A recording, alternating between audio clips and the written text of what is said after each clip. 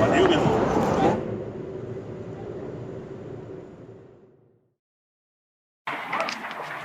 Isso é a teoria dos modos de Aristóteles. Aristóteles escreveu um livro chamado Poética, que é um livro muito complicado porque ele foi escrito pela metade só. Aparentemente ele não escreveu a segunda parte, a comédia. Quem assistiu o filme ou leu o livro O Nome da Rosa lembrará que aquela trama toda se passa em torno da descoberta do livro perdido de Aristóteles, a segunda parte da Poética. É claro que isso é apenas uma fantasia do Humberto Eco. Esse livro nunca foi descoberto, mas é um livro também um pouco difícil de ler, porque ele é truncado. Às vezes parece com esse nosso aqui, tem algumas dificuldades assim de anotação. Os livros de Aristóteles não são livros, são anotações de aula feitas por alunos, na maior parte. É por isso que esses livros nunca têm o acabamento que teria um texto feito para um leitor explícito, né? Então, o livro A Poética é a primeira grande crítica literária que já existiu no mundo. Eu recebi hoje pela internet aqui, um livro do Northrop Frye, Fables of Identity, Fábulas de Identidade, que é um livro muito interessante, que lida com os estudos em mitologia poética. Então esse Northrop Frye é um grande crítico literário moderno, já falecido, mas é moderno, morreu acho que na década de 50, se eu não me engano, canadense, e um dos maiores estudiosos da poética de Aristóteles. E na poética de Aristóteles, entre inúmeras contribuições que ele faz ali, todas geniais, porque Aristóteles tem essa característica de estar o tempo todo dizendo as coisas mais importantes que a gente precisa ouvir. Ele faz a teoria dos modos, que é, no fundo, uma teoria gigantesca, de grande amplitude, que está sumarizada nesse resuminho aí, nesse esquema aristotélico que está na mão de vocês aí. O que é a teoria dos modos? Ele está dizendo o seguinte, que quando você examina as personagens literárias, no tempo de Aristóteles tinha aqui personagens, tinha a poesia épica, Homero, né? Tinha alguma poesia lírica, que tinha diversos nomes, né? E tinha o teatro grego. Não existia um gênero do romance, não tinha romance, não tinha conto, não tinha crônica. Esses gêneros modernos não existem. O romance começa com o Dom Quixote, no século XVI, por exemplo. Então, no tempo de Aristóteles não existia esse tipo de literatura, romance, etc. Isso é coisa moderna, né? Então, do que ele só está falando? Está falando da personagem da poesia épica ou da personagem do teatro grego. Como ambas são escritas em versos, ele está falando, então, de personagens poéticas, porque tanto o teatro grego quanto as duas obras de Homero são escritas em versos. São poesia em última análise. Shakespeare também é assim, é todo em verso. Molière também é assim, todo em verso. Racine também é assim, é tudo em verso. A ideia de fazer um teatro que tenha pessoas falando como a gente fala normalmente é muito moderna. Mesmo na literatura brasileira recente, você tem obras em verso, como Morte e Vida Severina, como O Alto da Compadecida, são todas em verso. Então não há nada de incomum nisso, até mesmo agora, pertinho de nós, com de autoria de autores vivos, né? Você tem teatro feito em verso. Claro que é cada vez mais estranho, né, no mundo moderno, você fazer um teatro em que as personagens fazem rimazinhas, vai ficando cada vez mais ridículo, né? Mas ainda há quem faça, cada vez menos, mas ainda há quem faça, não tenho dúvida disso. O Marco, tudo bem? Alguém alcança para o Marco uma cópia, por favor? Deve ter aí uma sobra no caminho. Então, o que Aristóteles diz sobre as personagens, né? O que ele nos diz sobre o poder das personagens? Isso aqui foi usado no dia do Esperiano Godot, sem que o pessoal lá tenha recebido esse documento. apenas para ilustrar a compreensão da personagem do Vladimir e do Dodô, né, que o Gogô, né, o Vladimir e o Gogô, que são as duas personagens centrais ali da peça, explicá-las sob o ponto de vista desse esquema aristotélico aqui. Quer dizer, uma coisa que deve ter 2000 e sei lá quanto, 400 anos de idade, dá para explicar uma peça moderna. Aliás, se você não olhar para esse esquema, você não entende o Esperando Godot. Você vai sempre ter dúvidas enormes sobre aquilo. Aliás, quem é que foi assistir aqui? Não acharam uma beleza de montagem? E a segunda temporada agora está melhor que a primeira mesmo. Eu só vi a primeira, né? Mas o Mauro Zanata estão dizendo que é a melhor montagem paranaense do ano. Os especialistas em teatro estão aí convictos de que é muito divertido aquilo. Agora, a peça, obviamente, fica melhor se você entende o que está acontecendo, né? Bom, então o que diz o Aristóteles sobre a personagem literária? Diz assim, olha, que a personagem literária pode ter 5 modos, que é o que está na primeira coluna aí. No primeiro modo, a personagem, esse modo chama-se mítico, que vem de mito. E essa personagem pode ser um deus. Como é grego, né? Nós não estamos falando do deus cristão, estamos falando de um deus, uma personagem que é divina. Portanto, tem uma natureza diferente dos humanos. Essa personagem, ela é superior a todas as outras. Mas no que é que ela é superior? Ela é superior em natureza, ou seja, ela é divina. E por ser divina, pode fazer coisas sumirem, coisas aparecerem, coisas desaparecerem. Tem uma capacidade enorme de ação que os humanos não têm. E há algumas personagens que são deuses. Não é muito comum, mas há. Né?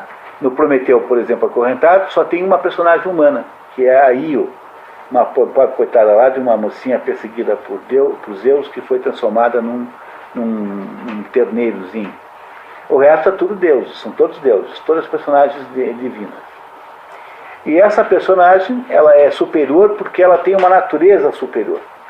E do que ela é capaz? Ela é capaz de prodígios divinos. Por exemplo, Zeus pode aparecer, fazer alguém morrer, alguém ressuscitar, alguém sumir, alguém reaparecer, enfim, pode qualquer coisa. E essa é a personagem com maior quantidade de poder. Quer dizer, o modo mais poderoso é o modo mítico, que é o primeiro grau de poder de qualquer personagem literário. O segundo grau de poder, o segundo modo, é o modo lendário. Essas classificações aqui são mais do Northrop Frye do que do Aristóteles, viu? Essa classificação aqui é muito mais uma organização do que o Aristóteles diz na poética, do que propriamente um esquema que esteja na poética diretamente. Só para vocês terem cuidado com isso, porque a poética é, por natureza, um livro muito desorganizado, muito fragmentário, muito confuso, porque é um dos que foram menos editados. Sobraram os primeiros rascunhos, digamos assim. Como não há a segunda parte, então nós não sabemos bem o que pensar daquilo tudo.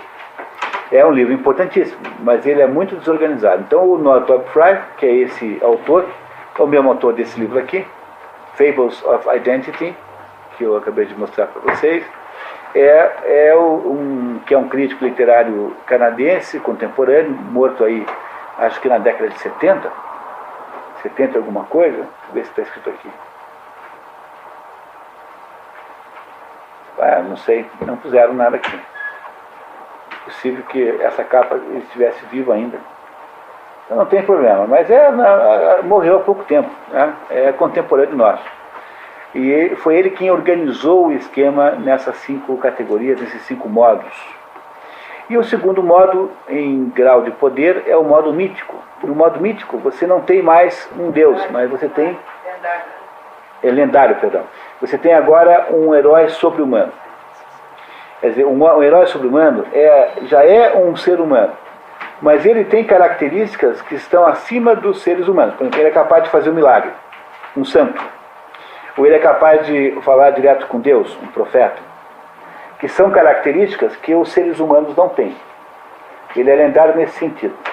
A palavra lendário está muito certa, porque as lendas, todas elas pressupõem pessoas assim, né? Não é isso? Então, o rei Arthur não é o sujeito que tira a espada da pedra, que ninguém mais conseguia fazer? O Siegfried também faz a mesma coisa. Na história do Anel dos Nibelungos também faz isso, igual, só que ele puxa de uma árvore, né? De uma árvore, não de uma pedra. Mas é a mesma ideia.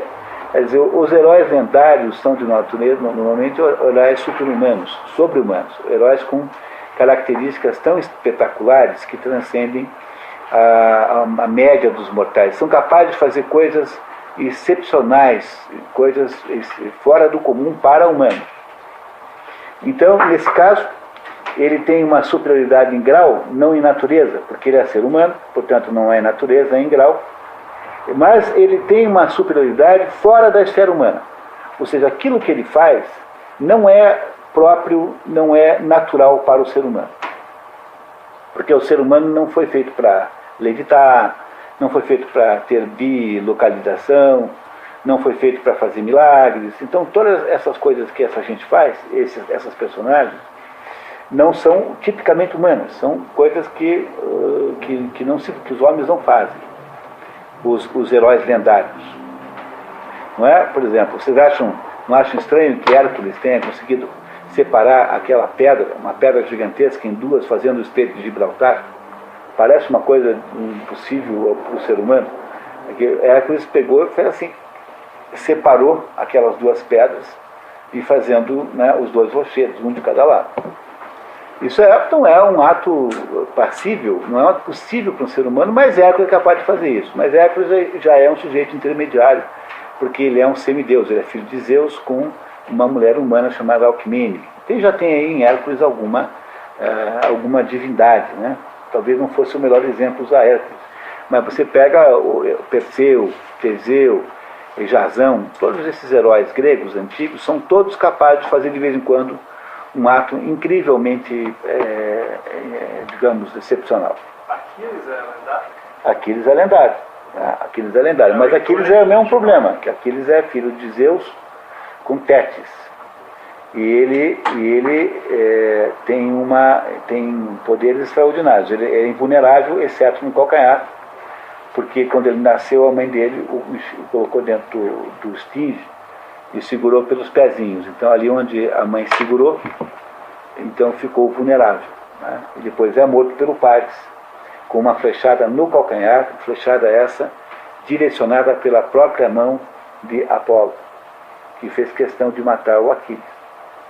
Mas Aquiles é já um ser misturado. De certo modo, essa filiação dos heróis gregos aos deuses, como o caso de Hércules, etc., é um sintoma dessa característica, quer dizer, é uma espécie de demonstração desse status especial que eles têm por estarem num determinado patamar acima do patamar humano. Já são intermediários entre os homens e deuses. O que eles são capazes de fazer? Capaz de fazer feitos sobre-humanos. O profeta que é capaz de saber o que Deus vai fazer, não é isso? E assim por diante. Tudo que for feito sobre-humano é da possibilidade desse sujeito. Ele não é tão poderoso quanto um Deus, mas ele está na sequência hierárquica de poder. Aí depois que você sai desse grau, você tem a personagem que está do modo imitativo alto. O que é o imitativo alto? É o homem superior. Quando eu digo homem aqui, sempre entendo, né, que eu estou falando de homem ou mulher, estou falando da espécie humana. O que é um homem superior? É um homem que tem uma superioridade em grau, mas na esfera humana. Né? O anterior era superior fora da esfera humana.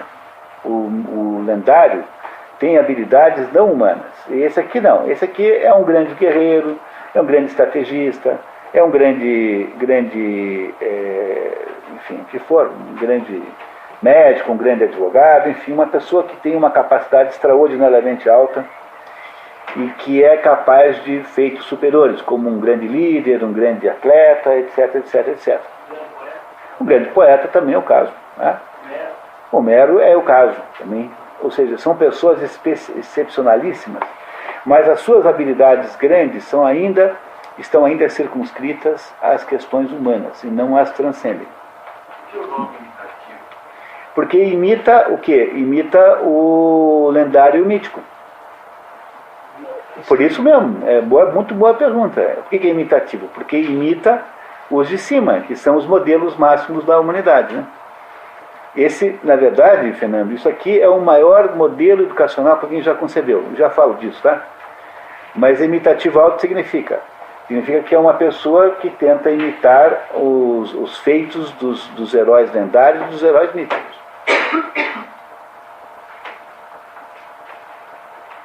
Depois que você passou por esse sujeito excepcionalíssimo, vem o imitativo baixo.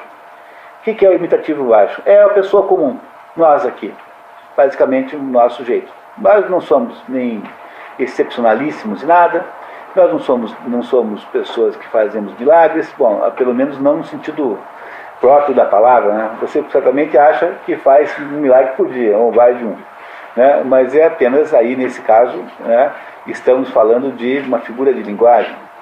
Mas os milagres que fazem os heróis lendários são verdadeiros, são reais, né?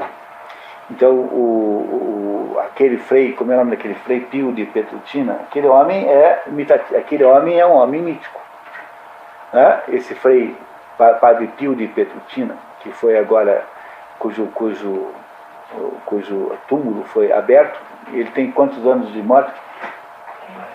40, está absolutamente intacto, o corpo está intacto. Frei Pio de Petrutina. Esse homem fazia coisas inacreditáveis. Era um padre, um frei franciscano, acho que era franciscano, e que um dia chegou um frei e falou assim: padre, estou achando tão estranho, ontem à noite aconteceu um negócio estranhíssimo, eu estava indo dormir e fui rezar, e aí de repente eu tenho certeza que o senhor apareceu lá e me deu umas bolachas, um sopapo. Daí o padre falou assim: e aquilo é jeito de rezar? E de fato o frei não estava lá, estava. Tinha lá habilidades excepcionalíssimas. Mas ele é mítico ou lendário? Ele é lendário, porque ele é humano, tá? Mas alguns seres humanos são capazes de coisas extraordinárias. Porque esses fenômenos todos, de alguma maneira, existem. O problema é você não acreditar em todos assim, ou desacreditar em todos. Por isso aqui há estudiosos que ajudam a fazer essa separação. Tem o maior estudioso de todos, chama-se Albert Farge, que é um francês que escreveu um livro chamado Os Fenômenos Místicos e Suas Contrafações Humanas e Diabólicas, que faz um estudo. Apareceu alguém com as 5 chagas de Cristo, por exemplo, como São Francisco, como o Frei Pio também tinha. Há muitos casos, muitos casos. O sujeito aparece com as 5 chagas. Uma chaga em cada mão, em cada pé, e no lado onde houve o golpe de lança do soldado Longinus, que tentou abreviar a vida, né? Isso é verdade ou não é? Bom, primeiro tem que saber se é verdade. Se isso de fato é concreto, tem que saber se isso é um fenômeno verdadeiramente místico ou se é uma contrafação, ou seja, se é uma falsificação. E se é uma falsificação humana ou uma falsificação diabólica? Você não sabe, tem que estudar. Então, esses assuntos são complicados, mas esses fenômenos todos existem de fato. Tá? Existem de fato, acontecem realmente. Né? O único problema é não ser crente demais e nem descrente demais. Tem que ter uma atitude assim de ceticismo muito prudente. Assim, né? É difícil achar o ponto. Os santos entram. Os santos que fazem milagres entram aí. Os santos que fazem milagres, porque nem todo santo faz milagre. Né? Apesar de que o que define um santo é ter feito um milagre. Né? Acho que sim. Para a Igreja Católica, o que define o santo é ter feito um milagre. Sem milagre não tem santo. Pelo menos pela regra geral. Não sei se há exceção, mas a definição de santo, uma das condições para que alguém possa ser santificado é que tenha feito um milagre comprovado. Bom, em todo caso, não sei como para onde vai esse assunto. Eu sei que o homem comum, ele tem uma superioridade, ele está na média dos outros na esfera humana. É a pessoa comum. É capaz de ações comuns à média dos homens. Como exemplo, pessoas comuns. Aquela vírgulazinha depois de ações não tem, tá? Corrija, por favor. Capaz de ações comuns à média dos homens. Esse é o imitativo baixo. O imitativo baixo não é um xingamento, mas é apenas um reconhecimento de que a média dos seres humanos não são capazes de grande coisa. Então, se você for jogar tênis, você não jogará como o Bjorn Borg, que seria o imitativo alto. Né? Nem você fará milagres, fazendo com que a bola sempre caia do outro lado, no lugar onde devia cair. Como talvez fosse o caso do... Quem é que jogando tênis faria isso?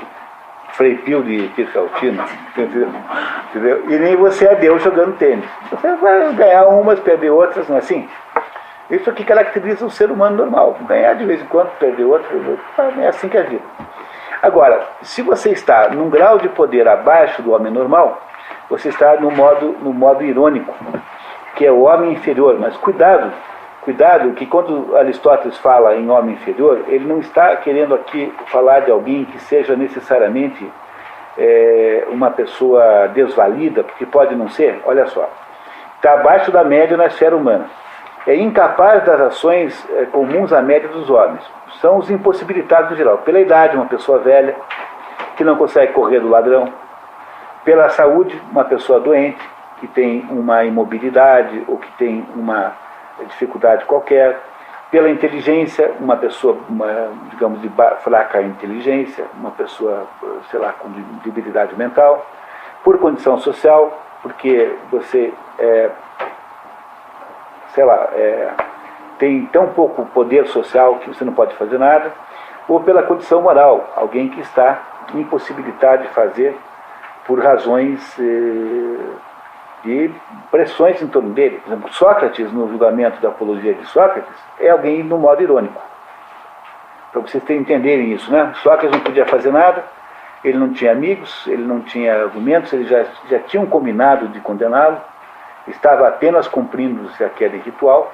Ele era alguém que estava perdido desde o início. Jesus Cristo, se Jesus Cristo fosse uma personagem literária, Jesus Cristo não é uma personagem literária, Jesus Cristo é uma personagem real. Mas julgando do seu ponto de vista literário, ele seria alguém no modo irônico, porque ele não tem meios de se livrar, ele não tem força, ele não tem argumentos, gastou-os todos. Então Jesus Cristo seria uma personagem irônica, entenderam? Naquela situação específica. Naquela situação específica de ser julgado e condenado. Nessa situação específica. O que você diz aí que não se trata de alguém desvalido? Não é, porque eu não queria que vocês tivessem a impressão que se trata de alguém que seja assim inferior em inteligência, alguém burro. Porque não é isso, tá? Essas pessoas que estão no modo irônico estão impossibilitadas por alguma razão, mesmo quando elas são do tamanho de Jesus Cristo, mesmo quando é Sócrates. Vocês compreendem que elas têm um tamanho enorme, mas mesmo assim estão impossibilitadas? Nesse grupo aqui estão todas as crianças. As crianças são isso aqui.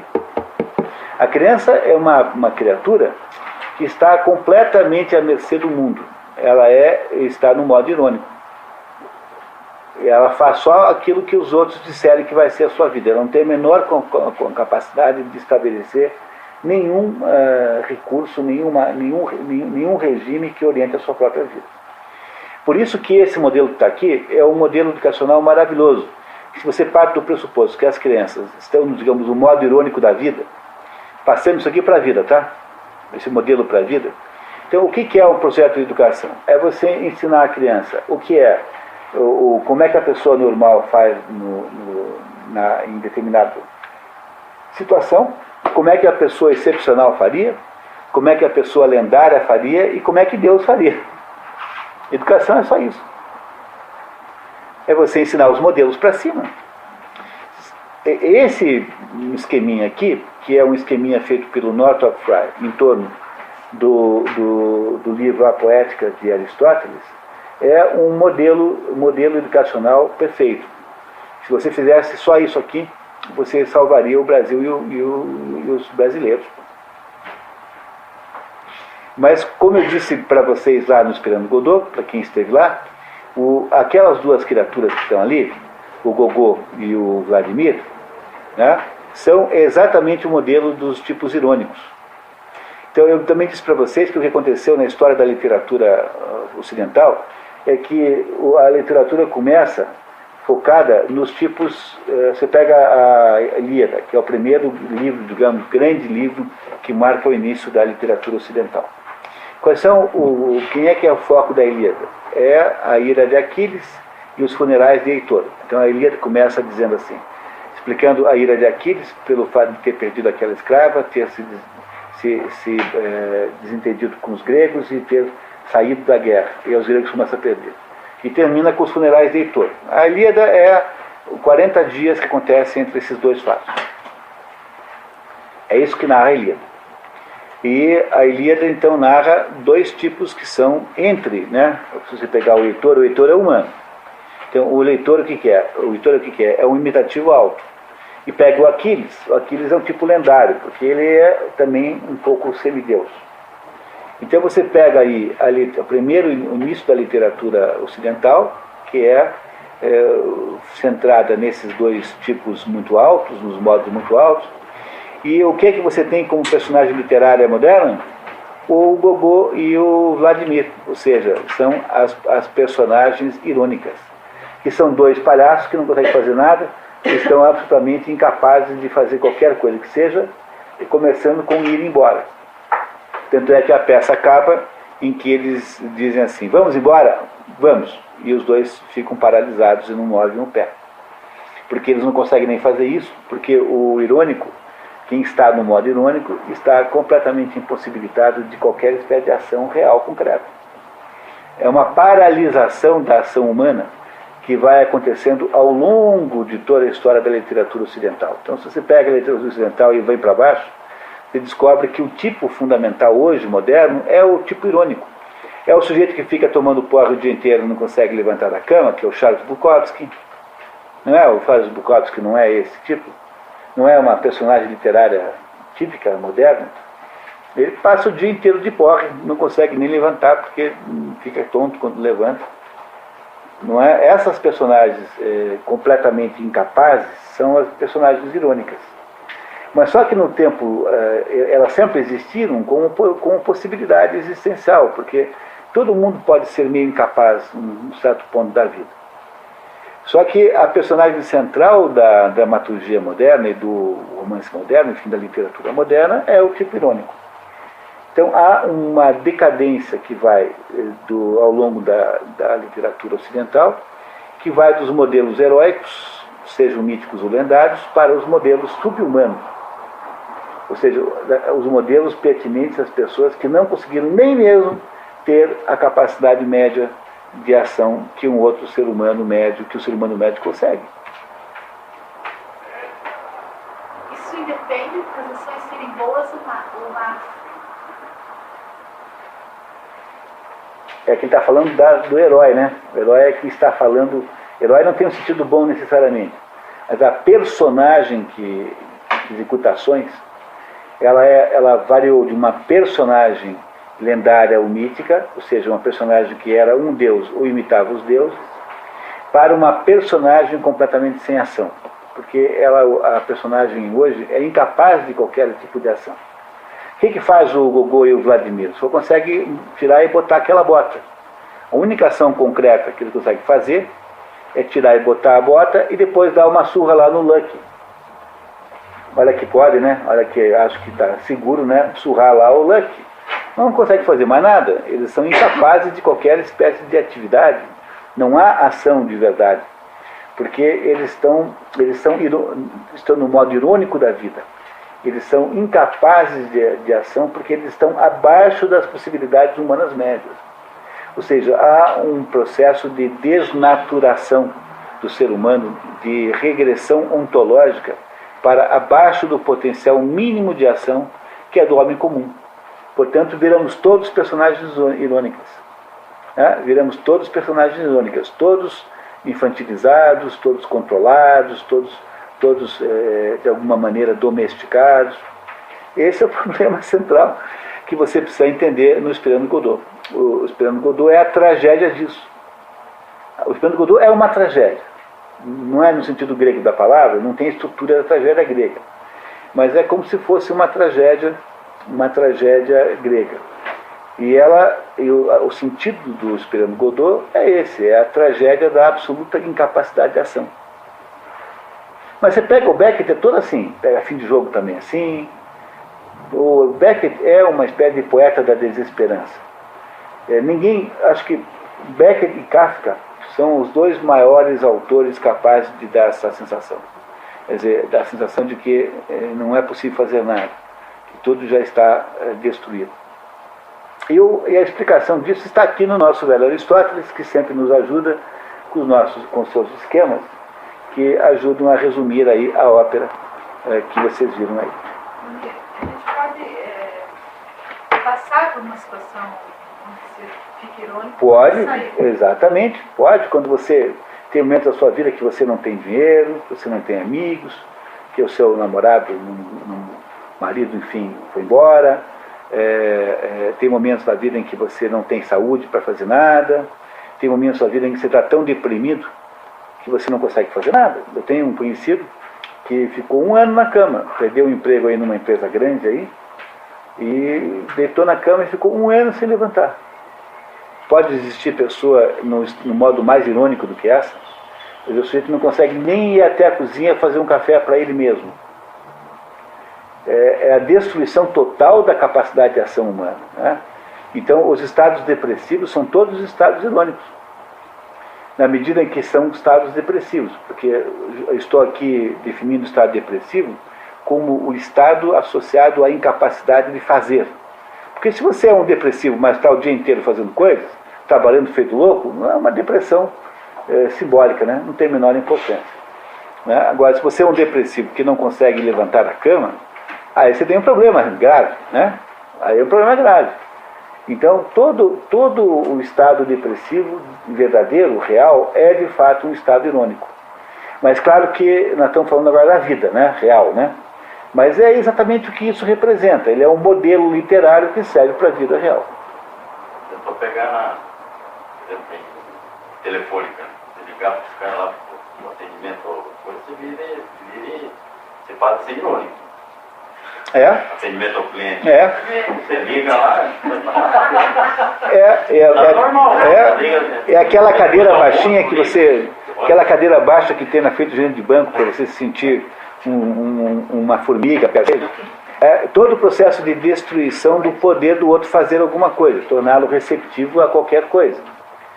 Então, o que é a vida humana? A vida humana é, na verdade, você imitar os modelos altos e não os modelos baixos. Por que se espera Godot? Porque Godot não virá de jeito nenhum. Eles não acreditam que Godot virá. Eles não acreditam nisso. Eles são completamente autodestruídos, autonegativados. Não há modo de resolver aquela situação. Aquela situação está definitivamente perdida. Não há o que fazer. O Don Quixote estava no estado. O Don Quixote... mas o Don Quixote está em estado... Tanto é que ele é vencido depois, né? Internado. Completamente vencido. Mas ele é o sujeito que está no estado irônico, mas que luta desesperadamente para não estar. Faz todo o possível para imitar o quê? O grande cavaleiro. Né? Não é isso? Ele tem como modelo um cavaleiro medieval que ele acha que é o modelo da existência dele. Quer dizer, ele não ele é assim, ele pode ser irônico do ponto de vista social, mas ele, do ponto de vista psicológico, não é. Ele é um imitativo alto. Não é isso? Ele é um imitativo alto, Don Quixote. E assim você tem todas as personagens literárias podem ser encaixadas nesse esquema aqui, aristotélico, que é uma das contribuições mais importantes da poética de Aristóteles, que foi aí organizada pelo Northrop Frye, esse crítico literário que deu uma arrumada aqui geral. E, professor, uma pessoa assim, medíocre, faz tudo, não está depressivo, não trabalha, né? Provavelmente é uma pessoa comum. Pessoa se classificaria na comum daí. Provavelmente. Uma pessoa que tem uma normalidade, digamos assim. Excesso, assim. Porque uma pessoa normal pode um pouquinho, né? Imagine o seguinte, você está sendo vítima de um assalto. Então, frente a essa situação, você tem 5 possibilidades de poder. Se você for Deus, se o seu modo é o divino, você faz qualquer coisa. Some com o assaltante, transforma a sua arma num rabanete, faz qualquer coisa. Não é isso? Se você não é Deus, mas você é um profeta, se você está num modo lendário de poder, aí você tem capacidade, por exemplo, de saber, alguém te informa que a arma não tem balas. E aí então você pode, eventualmente, né, dar risada à cara do ladrão. Ah, tira esse fenômeno. Né, porque você tem uma informação. Você tem uma informação, mas veja, você nunca terá a mesma segurança de quem está no modo divino, no modo mítico, porque sempre pode ser que você se engane, né? Que aquele palpite veio errado, mas mesmo assim você teria muito poder. Se você está no modo imitativo alto, o que você faz? Você dá um golpe lá de karatê, não sei o que, e tira a arma do bandido. Se você está no modo imitativo baixo, que é como estaria uma pessoa mediana, você tem um certo conjunto de opções, todas imperfeitas. Pode tentar tirar a arma, pode não tentar, pode ceder, enfim, você tem ali. Pode tentar negociar, qualquer coisa. Pode tentar correr, tem todas as possibilidades, mas todas imperfeitas, porque todas têm uma grande chance de dar errado. E se você está no modo irônico, você é um sujeito que não pode correr, por exemplo, você está numa cadeira de rodas. Você é doente, não pode correr, porque senão você morre do coração. Não é isso? Você tem... Olá, tudo bem? Você terá aí uma dificuldade implícita à sua própria condição. Se você não pode correr, não pode se defender, as suas possibilidades encurtaram. Você tem menos possibilidade existencial. Isso que é modo irônico. Modo irônico quando você não consegue fazer nada. São aqueles dois palhaços do Vladimir e do Gogô. Porque eles não conseguem fazer nada, nem mesmo ir embora. Eles estão paralisados numa imobilidade existencial completa e absoluta, que é o que o Samuel Beckett acha que é o homem moderno. Tem toda a razão. Essa é a grande virtude da obra de Samuel Beckett, porque ele é capaz de contar para nós essa história como ninguém. Conta isso genialmente, né, na peça Esperando Godot. E os outros dois aí? O Luke eles não são personagens principais, né? O Lucky e o Pozo. Né? O Pozo, esses dois representam mais ou menos o mundo que vai existindo enquanto esses dois ficam parados. Que é um mundo completamente sem sentido, um mundo baseado na violência, um mundo baseado na dominação, um mundo baseado na exploração dos outros. Então esses dois aí vão piorando, né? Entrando em decadência. Quando chega no segundo ato, o Lucky está mudo e o Pozo está cego. Quer dizer, as possibilidades de ação desses dois aí também estão diminuindo o tempo todo. Essa história, Esperando Godot, é essa história.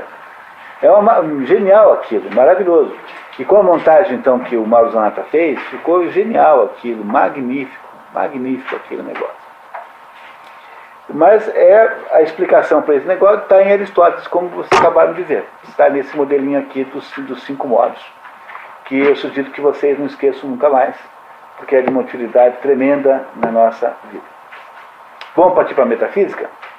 Como eu disse a vocês no início, nós vamos dedicar o nosso dia hoje a fazer uma arrumação geral de cabeça nesse assunto, para a gente consolidar o que nós sabemos já sobre esse assunto. Então, tem aqui uma opção de esqueminhas aristotélicos aqui também. Olha só que tem de esquema aristotélico.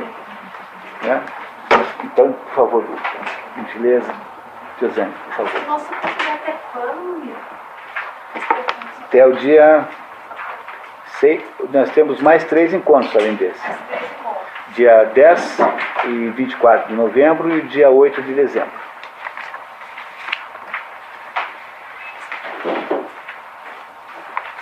O primeiro documento que vocês receberam aí são os 4 conceitos de metafísica em Aristóteles. Aristóteles, durante esse livro inteiro, algumas coisas que eu direi para vocês estão associadas com parte do livro que vocês não conhecem ainda, que vocês não leram ainda, mas não tem problema, tá?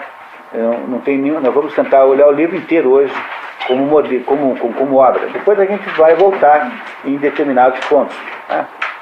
Mas o que você tem aí é há 4 conceitos de metafísica em Aristóteles. Esses conceitos não são conceitos alternativos, quer dizer, um substitui o outro. Na verdade, eles estão profundamente encadeados entre si. E vocês entenderão por que em seguida. O primeiro conceito de metafísica é indagar, quer dizer, a primeira coisa que faz a metafísica é indagar as causas e os princípios primeiros e supremos. Aristóteles nos diz logo no início, né, que só sabe alguma coisa quem sabe as causas dessa coisa. Mas o que é causa para Aristóteles? Causa é aquilo que fundamenta uma coisa, que estrutura uma coisa. Isso é causa. Isso é uma definição. A definição da palavra causa para Aristóteles é essa. Então, para você saber o que é água, tem que saber como é que a água existe, como é que, o que é água, o que é fundamento, o que é estrutura.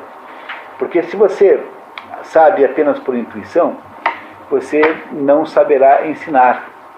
Você não sabe ensinar aquilo que você sabe por intuição. Imagine alguém que sempre sabe qual é o cavalo que vai ganhar o par. Ou essa pessoa tem um método capaz de escolher, analisa os cavalos sob determinados critérios, faz uma conta e diz, esse aqui é que vai ganhar, e aí pode ensinar outra pessoa a fazer essa conta, né? Ou essa pessoa simplesmente sabe que vai ganhar, o cavalo vai ganhar, ela tem a sensação que vai ganhar aquele cavalo.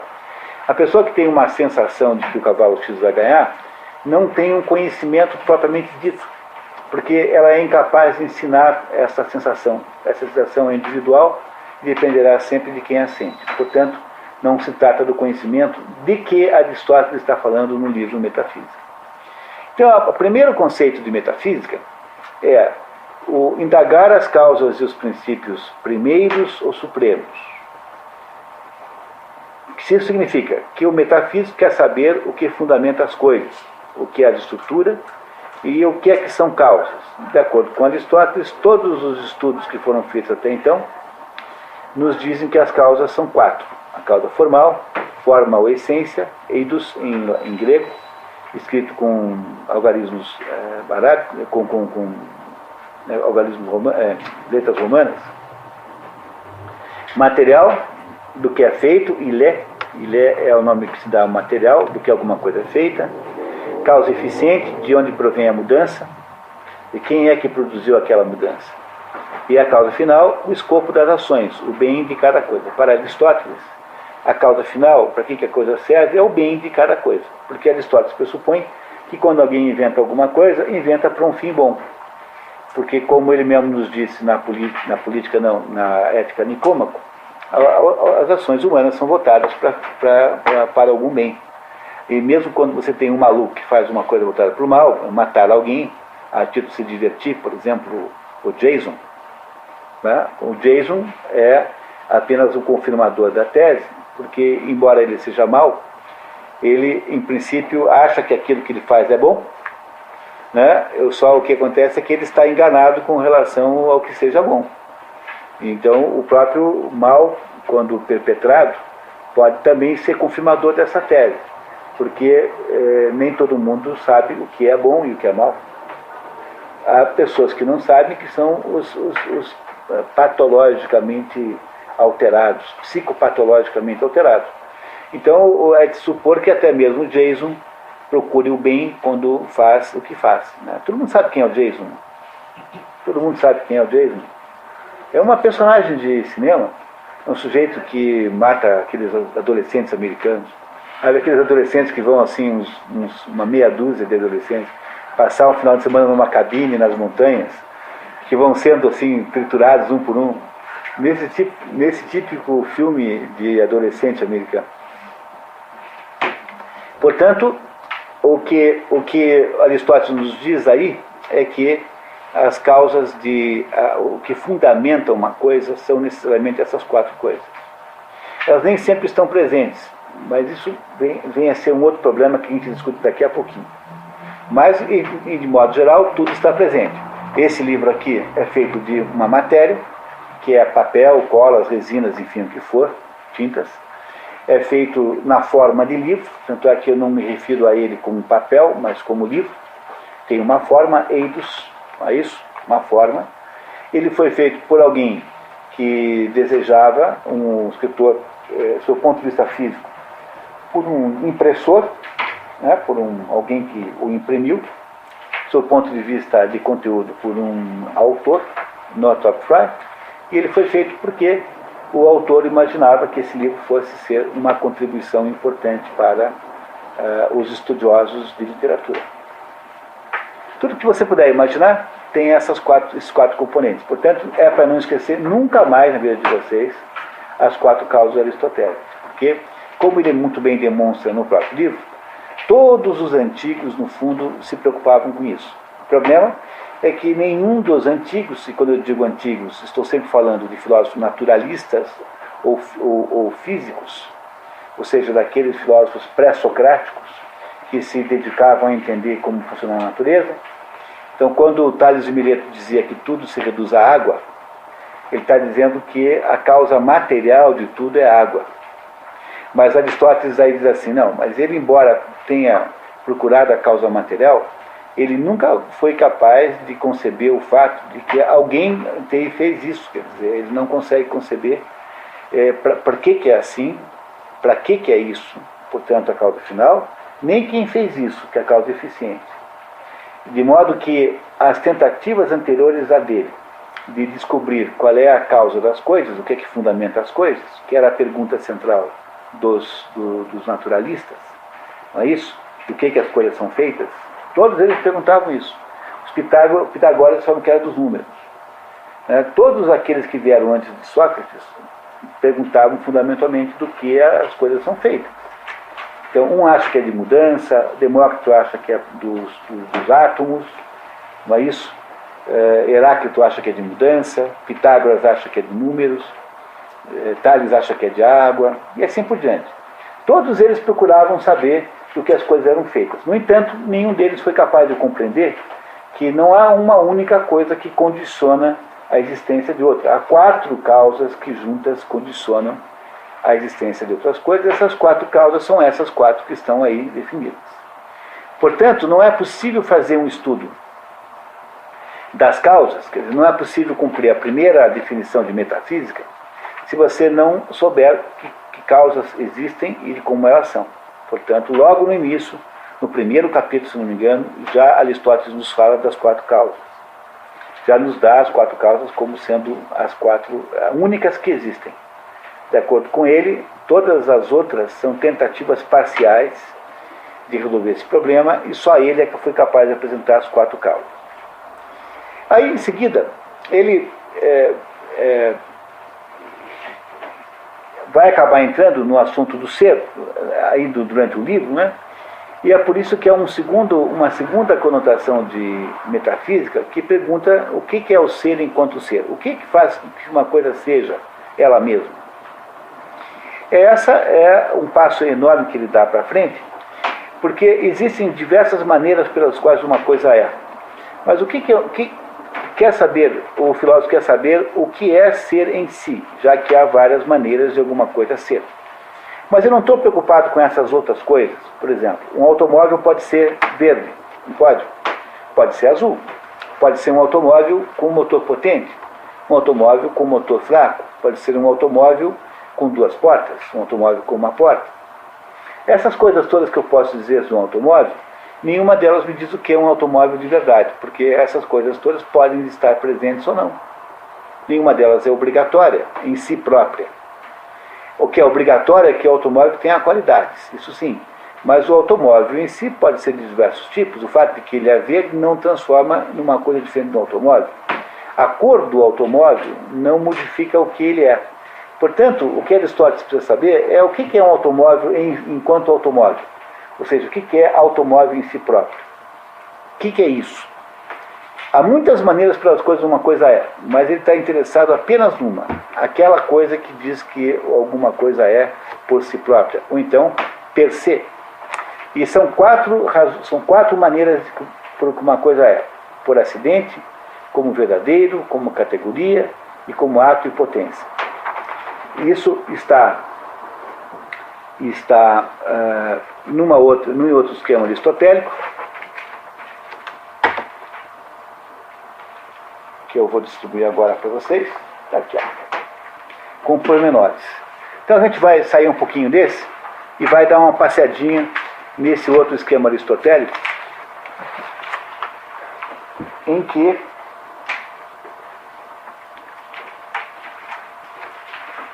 Aristóteles nos fala das modalidades do ser.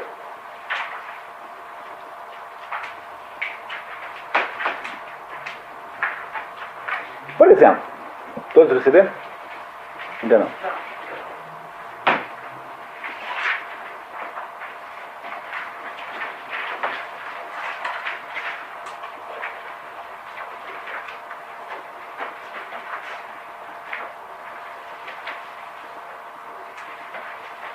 Alguma coisa é acidentalmente. Por exemplo, quando eu digo assim, o Fernando é andarilho.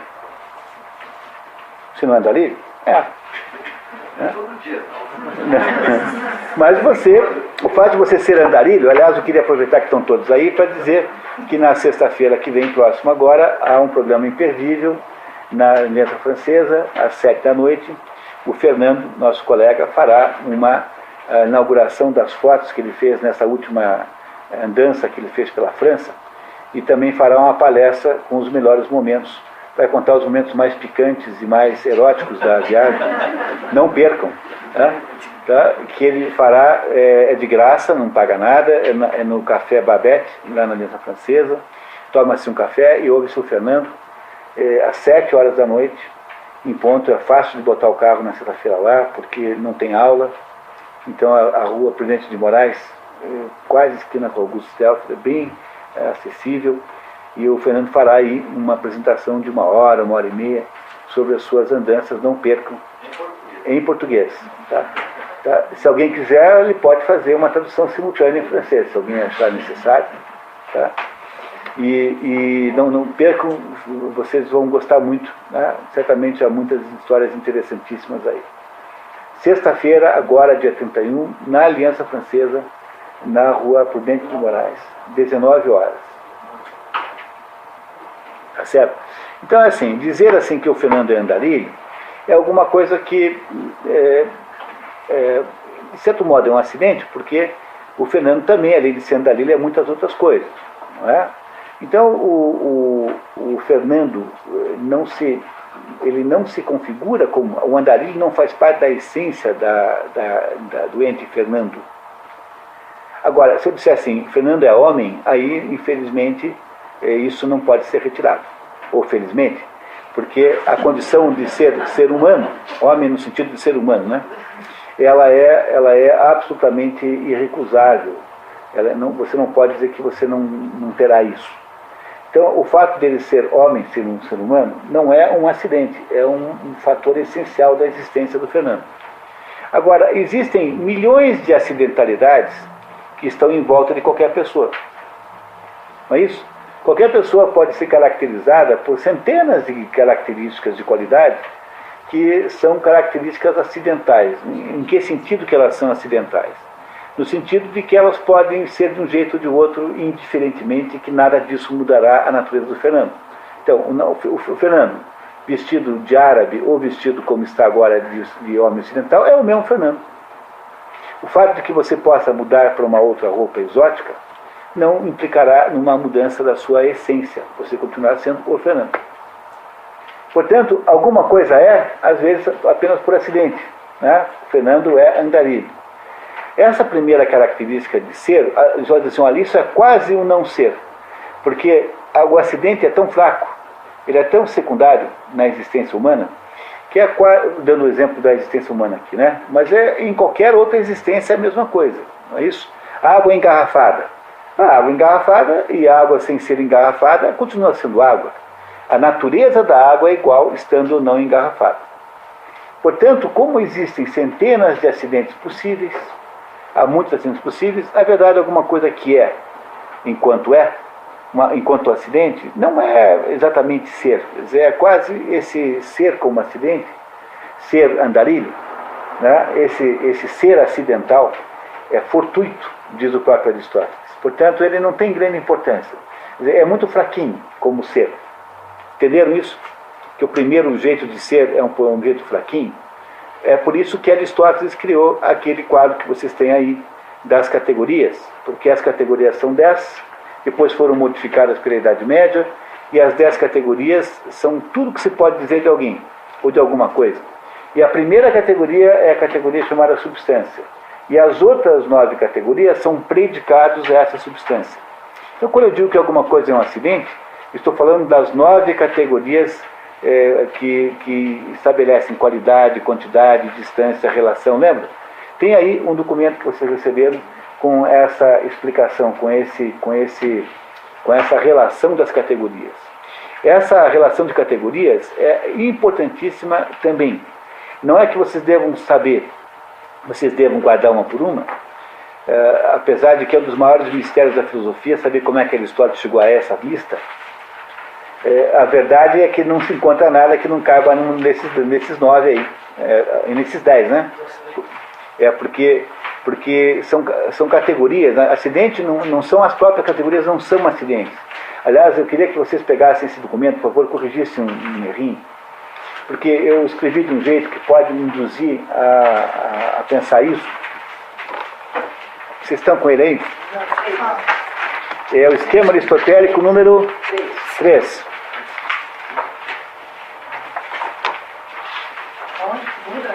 Em vez de, como é que é o título? Categorias de Aristóteles, predicamenta, né? Depois diz o quê? Inventário de acidentes. Tirem fora inventário de acidentes. Porque é o seguinte, deixa eu ver se consigo explicar para vocês isso. Não é bem fácil de entender, contanto que vocês aceitem olhar para isso com simplicidade, tá? Não ficar assim tentando botar complexidade. É assim, tudo que as categorias representam possibilidades existenciais. Nenhuma delas pode existir sem o substantivo, sem o sujeito, sem a substância. Por quê? Porque o branco só existe em alguma coisa que é branca. Não é isso? O bombeiro só existe. Para ter um bombeiro, eu tenho que ter um homem que é bombeiro. Bombeiro é uma profissão que não existiria se não houvesse nenhum homem que pudesse ter essa profissão. Frieza é uma categoria da água. Quer dizer, para poder ter frio ou quente, eu tenho que ter água antes. Ou o clima, ou qualquer outra coisa. Então, aquilo que você é, aquilo que você é o acidente. Então, a água fria. É um acidente porque a água ela pode ser fria e pode ser quente. Pode ser morna. Pode ter todas as variações intermediárias, não é assim? Mas a água tem de ter alguma qualidade.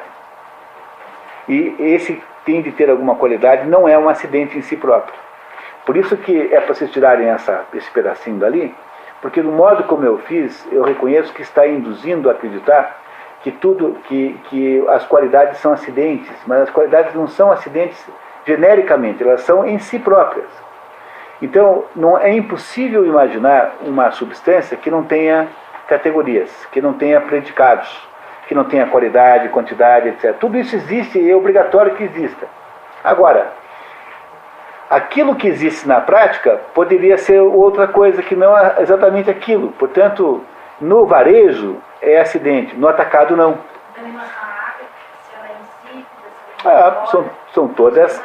São todos predicados, por isso que é predicamenta. São predicados da água, não é? É isso, se ela é insípida, se ela está perto de você, se está longe de você, se ela está sendo aquecida, se ela está sendo esfriada. Mas quando ela se insípida e não dorme, não faz parte da natureza? Não, porque você pode ter uma água contaminada com alguma coisa que pode não ser mais insípida e inodora. Não, mas digamos, numa água ideal, sim. Né? Mas lembre sempre que o Aristóteles não acredita em águas ideais. Esse é o problema central aqui, viu, pessoal? E agora esse momento é um momento extraordinário, porque me ajuda a resolver esse problema aqui que sempre existe. Para Aristóteles só existe aquilo que é concreto, que é real, né? Mesmo quando é super sensível.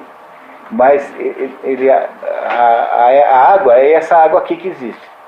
Não há uma coisa chamada água, teoricamente, para Aristóteles. H2O. Porque mesmo teoricamente é difícil definir isso. H2O mais o quê?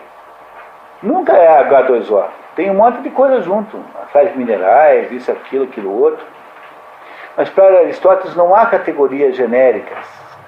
Para Aristóteles sempre há coisas concretas, reais e verdadeiras. Então essa água aqui pode ser insípida, pode ser inodora, pode ser fria, pode ser quente, pode estar longe de você, pode estar perto de você, pode ser mais água do que o outro tem, ou menos água do que o outro tem. Está vendo as categorias?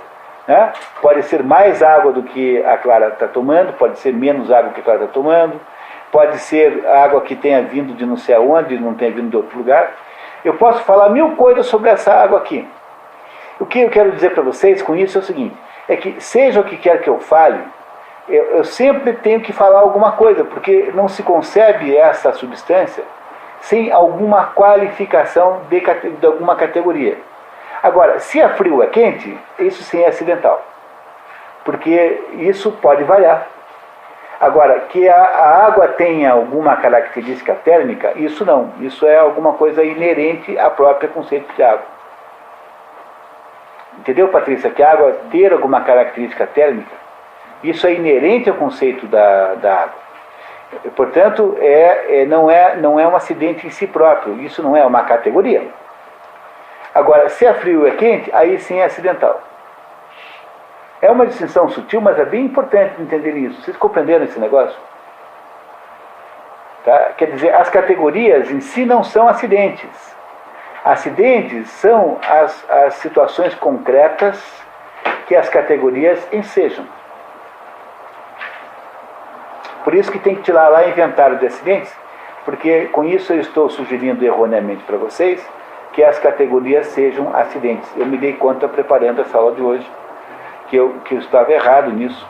Eu me enganei, me deixei enganar pela aparência e é de fato errado. É preciso a gente ter essa noção de diferença. Você diz que acidentes são condições? Acidentes são estados não obrigatórios da substância. Agora, categoria é assim. Categoria é o fato de que as substâncias têm de ter determinados estados. Entendeu? A categoria... Atributos. Atributos pode ser sinônimo de predicados, né? Porque categorias são predicamenta. Em latim, está escrito aí no trabalho de vocês. Predicamenta. É assim que os escolásticos falavam. Então, o que é que são categorias? São coisas que eu posso falar. São coisas que eu posso falar de outra coisa. Não é isso? Eu posso me referir a determinadas situações, estados de alguma coisa. E essas coisas a que eu posso me referir, essas referências, elas só existem se existir a substância. Por isso que a primeira linha é a mais importante de todas. Porque eu não posso falar em branco, preto, cinza, verde, se não tiver alguma coisa que é branco, cinza, preto e verde. Se não tiver o cavalo de Napoleão, eu não posso ter... Se não tiver o cavalo, não pode nem ser de Napoleão e nem ser branco.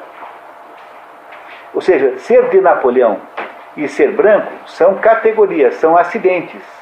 Porque o cavalo continuará sendo cavalo, seja de Napoleão ou seja de Pedro Malas Artes, tanto faz. Será um cavalo igual. Agora, o cavalo pertencer a alguém é uma categoria. É uma das 9 categorias que Aristóteles, que é a tal da relação, né? Categoria de relação. Não é isso?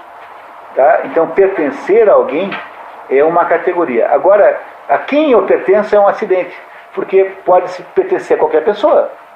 Agora, pertencer em si, não, é uma categoria, portanto, não é um acidente. Tá vendo? Olha aqui, ó, tá? Né? Então, aqui, a categoria de relação, né? Que aqui, no caso Aristóteles dá os exemplos de dobro, metade e maior. Eu acho que é aí que cabe dizer que é de Napoleão. Todas as coisas que você pode falar de alguém estão nesse mapinha das categorias de Aristóteles. Todas as coisas que você pode referir-se a. Tá? Não há nada que você possa falar de uma outra coisa que não possa estar dentro dessas 9 categorias aí. A primeira delas, que é a substância, é a rainha. É ela que existe antes das outras existirem. Porque as outras não podem existir sem a presença dessa de cima. Ou seja, a substância é aquilo a que as outras coisas se predicam. Portanto, são predicados. O conceito de predicado, lembram da gramática? O que é o predicado de uma sentença? É aquilo que se diz do sujeito. Pô. Não é isso? Não é esse o predicado? Não é isso? O guarda é chato. Chato é predicado de guarda. Porque é uma qualidade que o guarda tem. Você não pode ter chato sem guarda, porque quem seria chato? Tem que ter alguém, que é a substância. Por isso que Aristóteles diz que quando eu digo que alguma coisa é por acidente, tipo assim, um cavalo é branco, isso não é uma maneira de ser verdadeiramente, porque o cavalo ser branco, o fato de que ele é branco é muito secundário e de certo modo, substituível. Porque se fosse um cavalo preto, continuaria sendo um cavalo igual. Mas ele ter uma cor é categoria. Ter uma cor é categoria, que na verdade não é uma categoria em si, é categoria de qualidade. Tá? Aristóteles não chegou a separar essa. Ter uma cor não é uma categoria em si. Ela cai dentro da categoria qualidade. Não é isso? Um cavalo velho continua sendo um cavalo, apesar de ser velho. Mas o fato dele ser de uma espécie, Continua sendo um cavalo. Então, isso. Ser um cavalo árabe, um cavalo inglês, um cavalo um peixerron, um cavalo manga larga, campolina, são todas características acidentais. Por exemplo, um homem ser japonês, judeu, italiano, indiano ou sei lá, o baiano, são todas características acidentais, porque continua sendo um homem de todo jeito. Agora, ele pertencerá a alguém? Agora, o que é genérico e que não é acidental é que um homem tem qualidades e você não consegue conceber uma substância homem sem que você diga mais ou menos como é que ele é. Portanto, ter qualidade é categoria. Não é acidente, porque é genérico. Agora, se é japonês, se é branco, se é galo ou não, são alternativas completamente secundárias, porque no fundo, tanto faz. Mas no caso do cavalo, ele pertencerá a alguém? É uma categoria que não tem, que eu acredito que caiba dentro do item relação, a quarta categoria.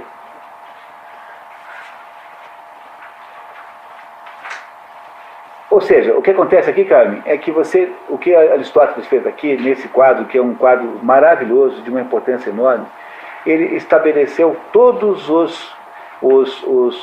ele listou em 10 categorias, tudo que você pode dizer de uma certa coisa. Ponto.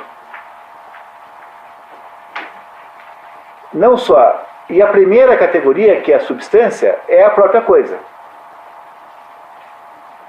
E é isso que vai nos levar, pessoal, para o terceiro conceito de metafísica. Mas antes da gente chegar lá, nós temos que voltar aqui para o nosso esquema aristotélico número 26. Todo mundo tem na mão? Então ele diz que o primeiro modo de alguma coisa ser é ser acidentalmente, fortuitamente. Que é o que eu acabei de explicar. Está certo isso? O segundo é ser como verdadeiro, quer dizer, alguma coisa é verdade. Isso eu já expliquei na última aula, é a lógica, a ideia da verdade em Aristóteles, que é quando alguma coisa coincide com aquilo que ela diz que é. Então, um gato é um gato. Então, dizer que isso é apenas uma categoria mental, portanto, não tem importância, porque é a nossa mente que estabelece essa verdade ou essa mentira. Quando eu olho para uma coisa e penso que ela é uma outra coisa que não é aquilo que ela é, eu estou falando estou inventando uma mentira. E, portanto, essa categoria, essa maneira de alguma coisa ser, é uma maneira puramente mental, é apenas um recurso da nossa mente de poder comparar e dizer se aquilo coincide ou não, portanto, não tem importância nenhuma. Não é essa a ideia de ser que ele está buscando, porque isso é apenas uma espécie de mecanismo mental, não tem importância em si. E ele vai, então, se interessar, basicamente, pelo ser. O terceiro grupo, o ser como categoria. Não é isso? O ser como categoria. Ora, o que é o ser como categoria? Ele só está falando, na prática, ele só fala no ser per se. O que é o ser per se? É a substância. A substância que é a primeira das categorias. Então, Aristóteles indica a substância e, outras vezes, as categorias todas. Não os acidentes, mas as categorias em si. Trata-se aqui de um ser de modo oposto ao ocidental, porque o que esse ser é um ser que será sempre, independentemente de qualquer adorno, qualquer espécie de enfeite que esteja em torno dele. Então, quando ele pergunta o que é homem, Então, esse homem que ele está pesquisando, o que é ser homem? É ser alguma coisa que não depende de ser branco, de ser preto, de ser vermelho, de ser professor, de ser cientista, de ser motorista de caminhão, de ser velho, o noivo, o moço, o casado, o solteiro, enfim, o que for. Ou seja, para Aristóteles, o que é só aquilo que é igual à substância. Só a substância é. Quer dizer o seguinte, pessoal, que a ontologia, que é o estudo do que é, do ser, para Aristóteles, é também um estudo, é apenas uma usiologia, porque substância usia, né? Substância em grego, usia, portanto, a origem da palavra usiologia. Para Aristóteles, a única coisa que estuda o ser de verdade é o estudo da substância. Substância é o que interessa, em última análise. Substância é o que ele está procurando saber o que é. Porque a única coisa que ele acha de fato que tipifica o ser é a substância. Agora, se vocês voltarem comigo aqui atrás, para aquele primeiro quadro dos 4 conceitos de metafísica em Aristóteles, vocês verão então que a terceira pergunta, né, o terceiro tipo de definição de metafísica metafísica é aquilo que indaga a substância. O que se quer saber? Quer saber o que é a substância, se só existe no modo sensível, ou se pode existir também supersensivelmente. O que é a diferença dessas duas coisas? Os naturalistas só viam no primeiro caso, os platônicos só no segundo. Então, antes de Aristóteles, e aí tem uma coisa interessantíssima, os filósofos que o antecederam ou eram naturalistas ou platônicos. Porque Sócrates foi filósofo, mas Sócrates é um filósofo sem teoria. E Sócrates apenas criou um método filosófico, como se apenas fosse pouco, né? Mas os naturalistas viam que as substâncias, que são as coisas que existem de fato, são todas materiais, exceto os platônicos, mas os pitagóricos. Mas os pitagóricos vão casar depois com os platônicos, né? Será a mesma turma. Então, Tales achava que era água, outro achava que era o átomo, o Demócrito e assim por diante. Então, para os pré-socráticos, substância é o quê? Substância é tudo aquilo que pode ser percebido pelos sentidos. A substância necessariamente é percebida pelos sentidos. Ela é física. Ela impressiona a alma sensitiva. Ela pode ser percebida como tal. Para os platônicos, é exatamente o contrário. Porque, para Platão, o que existe, na verdade, são apenas meras e imperfeitas e ilusórias imagens que representam as verdadeiras substâncias, que são substâncias que não podem ser percebidas pelos sentidos, que são as ideias e formas platônicas, que estão num âmbito de inacessibilidade aos sentidos. Então, Aristóteles está no meio desses dois grupos. Por um lado, ele tem todos os naturalistas que diziam que substância é alguma coisa concreta, que pode ser percebida pelos sentidos, e os platônicos que diziam que as substâncias verdadeiramente eram imperceptíveis pelos sentidos. E que isso que nós temos aqui são apenas ilusões. Ilusões daquilo que de fato existe no mundo das ideias e das formas. E Aristóteles então tem que resolver essa encrenca. Como é que ele faz para sair disso? Com quem que ele concorda? Ele, na verdade, vai acabar concordando com os dois. Vamos ver. E ele faz isso como? Quando ele pega a quarta categoria.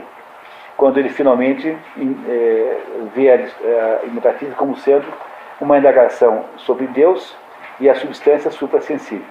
Ele quer saber se há substâncias suprassensíveis, se poderia haver substâncias sensíveis se não houvesse as supersensíveis. Ou suprassensíveis, né? Supra ou super é a mesma coisa, mas é bom sempre botar supra. E aqui o último saiu super. Não está errado, está apenas errado esteticamente, né? Mas não está errado em si. Quer dizer, quando você pega essas 4 definições de Aristóteles, você percebe que elas estão profundamente ligadas, porque Aristóteles acha que o conhecimento é alguma coisa que você busca. É quando você busca a causa pelas quais as coisas são formadas. Ora, buscar a causa é a mesma coisa que buscar saber o que é buscar o ser. O que é ser? Quando é que alguma coisa é de verdade? é quando ela é por si própria, ou seja, quando ela só depende dela mesma, que é a substância. Quando ela, só a substância é verdadeiramente ser. E a substância pode ser sensível e pode ser suprassensível. Esse, no fundo, é o resumo do livro. Mas nós vamos ver um resumo muito melhor do que esse em seguida, quando a gente olhar capítulo por capítulo agora, tentando entender como é que ele foi chegando nessas conclusões. Se é que vocês não têm dúvidas até agora. Tem mais um pedacinho aqui, no esquema aristotélico número 26, em que tem ali as modalidades de substância em Aristóteles. Talvez seja um pouquinho cedo para a gente falar disso ainda. Vamos tentar falar um pouquinho, vamos tentar andar no outro lado, tá? Do outro jeito. Então a gente deixa um pouquinho para lá esse esquema 26 e vamos aqui para o esquema 24. O esquema 24 é um plano geral da metafísica. Por favor, professor.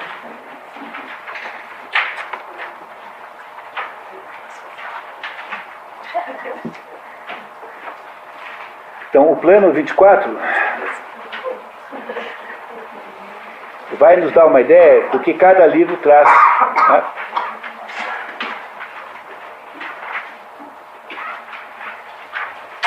Aqui quando fala do ser como verdadeiro, são as verdades axiomáticas?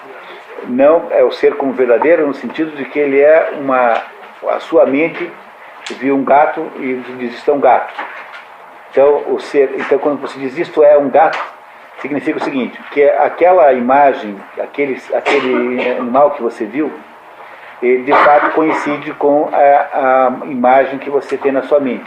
Entenderam que é um ser visto como verdadeiro? Quando eu digo isto é um gato, significa o seguinte, que aquele indivíduo que está ali, aquele animalzinho ali, com aquelas características, de fato são de um gato. Então é verdadeiro que trata-se de um gato.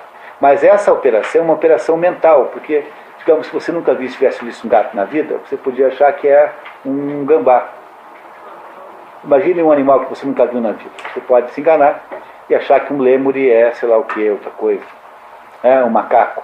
Aí, nesse caso, você estaria enganada. Mas esse engano não é da coisa em si, é a sua mente que se enganou. Portanto, o ser como verdade, que é dizer isto é um gato e ser um gato de fato, é uma categoria abstrata da mente, não tem importância nenhuma como formação da ideia de substância. Portanto, quando se diz que um gato é um gato, você está apenas dizendo que A é igual a A.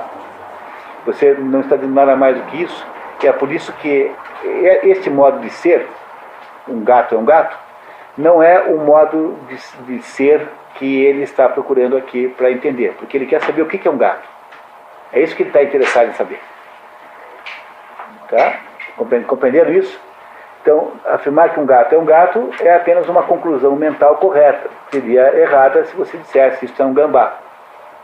Não é isso? E aí então você estaria errada. Mas quem está errado é a sua mente. Porque a nossa mente é quem é incapaz de saber o que as coisas são. Se entende isso, né? Vocês compreendem que há uma indiferença do mundo ao que nós pensamos dele? Então, por exemplo, Plutão é um planeta ou não é um planeta? Nós podemos discutir 50 milhões de vezes e podemos botar Plutão como planeta, tirar, Plutão continuará sendo a mesma coisa, independente da nossa opinião sobre ele. Né? É a nossa mente que está errando ou acertando? Não sabemos. Mas o ser planeta é uma coisa que está implícita à essência de Plutão. A essência de Plutão é a essência de Plutão. Então, quando eu afirmo que o Plutão é um planeta, eu posso estar errando também. Eu posso estar errando se for um asteroide, sei lá o quê. Então, o problema é que isso não resolve o meu problema. Eu preciso saber o que a coisa é em si própria. E não estou apenas... a mera afirmação mental, a mera coincidência mental entre a coisa e o nome que você dá para ela, não é uma maneira forte de ser. É apenas uma maneira formal de ser. Portanto, é apenas uma formalidade mental. Não é o estudo da coisa em si própria. Muito bem. Então, agora, nós vamos fazer o mesmo percurso agora, olhando capítulo por capítulo. Então, vocês têm aí os 14... Não são capítulos, são livros, né? Você tem os 14 livros. e estão aí escritos em português e com a anotação grega também, né? O segundo é uma espécie de adendo do primeiro, por isso é que tem uma outra anotação. Então você tem aí as anotações das letras gregas que fazem a sequência. Então eu li o primeiro. A primeira ideia importante do primeiro livro é: todos os homens tendem ao saber. Essa é uma ideia de uma importância extraordinária, é uma ideia enorme, importantíssima, porque ela nos dá uma ideia mais ou menos da natureza humana. Aristóteles nos conta lá no início que isso é provado pelo fato de que, se nós gostamos dos nossos sentidos, nenhum sentido nos é tão caro e tão bom, né, e tão desejado quanto a visão, porque é o sentido que permite a maior quantidade de saber, que nos dá mais informações sobre o mundo. Então, essa primeira afirmação é absolutamente importante. É uma afirmação central na filosofia de Aristóteles. Não há filosofia se você não respeita isso. Porque se você pressupõe que as pessoas não tendem ao saber, então a filosofia será uma espécie de passatempo. Mas para que você possa afirmar que a filosofia tem validade universal, é preciso supor que seja alguma coisa que o ser humano quer, em geral. Saber alguma coisa é conhecer as causas. O que são causas? O que funda, o que condiciona, o que estrutura. Isso é causa. Não é isso? As causas são 4. Formal, material, eficiente e final. Essas 4 aí é para não esquecer nunca mais, pessoal. A metafísica é a verdadeira sabedoria, Sofia, porque é a ciência das causas primeiras. Ou seja, daquilo que deu origem a todas as coisas. Todas as ciências serão mais necessárias aos homens, porém superiores a essa nenhuma. Ou seja, a superioridade da metafísica é que ela não serve para nada. Ela serve apenas para que nós possamos saber o que é. Portanto, é nisso que ela é superior às outras todas. Ela não tem utilidade prática nenhuma, mas ela é de todas a maior e mais importante. A metafísica é a ciência mais elevada porque vale por si e para si. Essas são as principais ideias do primeiro capítulo. E há nesse primeiro capítulo um exemplo muito bonito do método doxográfico de Aristóteles. Doxo é opinião, né? Não é isso? Então, doxografia é aquele jeito de que um Aristóteles faz, diz assim: bom, Tales de Mileto achava isso, Heráclito achava aquilo outro, Zenão de Elé achava aquilo outro, Platão achava isso. Ele nunca cita Platão, né? Porque ele tem cuidado com o seu professor dele. Então ele diz assim: alguns pensam, né? Há quem pense. Sempre quando é assim, misterioso, é o Platão que ele está falando mal, né? Então Aristóteles inaugurou esse sistema que se chama doxografia, né? E que você em latim pode chamar de status questionis, de levantar o status questionis. O que é o status questionis? É o estado em que está aquele problema. Então, toda vez que você vai estudar alguma coisa, a primeira coisa que você vai fazer é levantar tudo o que aconteceu antes. É por isso que, em qualquer trabalho acadêmico, a primeira coisa que você faz é levantar a bibliografia que vai dizer para você se aquilo que você está pensando já foi dito por alguém ou não. Porque não tem cabimento você partir do zero toda vez que você vai estudar um problema. O conhecimento é feito de patamares. E se você já está num certo patamar, não há nenhuma possibilidade de voltar atrás daquele patamar. Você não tem direito de voltar abaixo do patamar em que a coisa já está. Quando alguém faz isso, é sempre um sintoma de prepotência intelectual imensa. Você escreve um livro, você inventando a teoria da evolução, entendeu? Porque ele não tem a menor ideia que já foi dito 50 mil vezes isso em 50 outras pessoas. Então não é possível você fazer pesquisa sem estudar o que veio antes de você. Portanto, a primeira regra de qualquer espécie de estudo é saber o que veio antes. Quem inventou isso foi Aristóteles. Como é que chama isso? Doxografia. Ou então, levantamento do status questionis, que é o mínimo que se imagina que você faça, pesquisar aquilo que veio antes de você. Doxopinião? Doxopinião, grafos, escrever as opiniões. Doxografia é relatar as opiniões alheias de outras pessoas.